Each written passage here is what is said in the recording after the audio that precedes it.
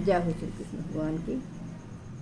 श्री कृष्ण भगवान कहते हैं, जो अनन्य प्रेमी भक्तजन मुझ परमेश्वर को निरंतर चिंतन करते हुए निष्काम भाव से भजते हैं, उन नित्य निरंतर मेरा चिंतन करने वाले पुरुषों का योगक्षेम मैं स्वयं प्राप्त कर देता हूँ। योगक्षेम होता है छोटी मोटी जरूरतें जो हर रोज की। श्री कृष्ण भगवान कहते हैं वो छोटी मोटी जरूरतें भी मैं स्वयं पूरी कर देता हूँ। आप देखते हैं कई बार आप चिंता करते रहते हैं, उदाहरण के लिए मैं बता रही हूँ, तो अचानक आपके पास सब कुछ लेकर कोई आ जाता है, वो भगवान ही है। जिस चीज़ की आपको ज़रूरत होती है वो चीज़ भी आप आश्चर्य में रह जाते हैं कि अचानक ही आपके पास बहुत सा धन आ जाता है, अचानक ही आपके पास बहुत सी वस्तुएं आ जाती हैं जिनका आप सोच भी नहीं सकते, आपके वो काम पूर्ण हो जाते हैं। वो प्रभु ही तो करते हैं, वो बिना मांगे ही सब कुछ देते हैं।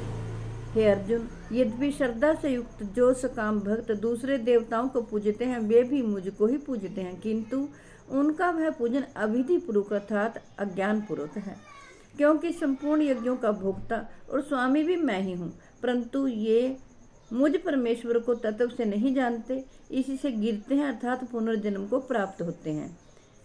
श्री कृष्ण भगवान कहते हैं, देवताओं की पूजन करने वाले देवताओं को प्राप्त होते हैं, पितरों को पूजन करने वाले पितरों को प्राप्त होते हैं, भूतों को पूजन करने वाले भूतों को प्राप्त होते हैं, और मेरा पूजन करने वाले भक्त मुझको ही प्राप्त होते हैं।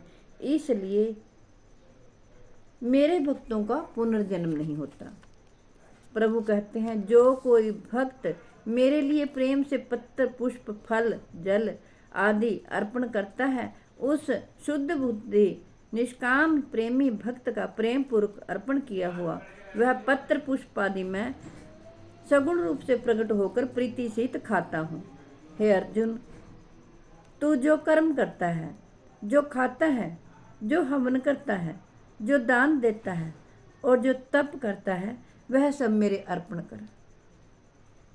भगवान श्री कृष्ण जी कहते हैं, इस प्रकार जिसमें समस्त कर्म मुझ परमात्मा भगवान के अर्पण होते हैं, ऐसे संन्यास योग में युक्त चित्त वाला तू शुभ अशुभ फल रूप कर्म बंधन से मुक्त हो जाएगा, उनसे मुक्त होकर मुझको ही प्राप्त होगा। जय हो श्री कृष्ण भगवान।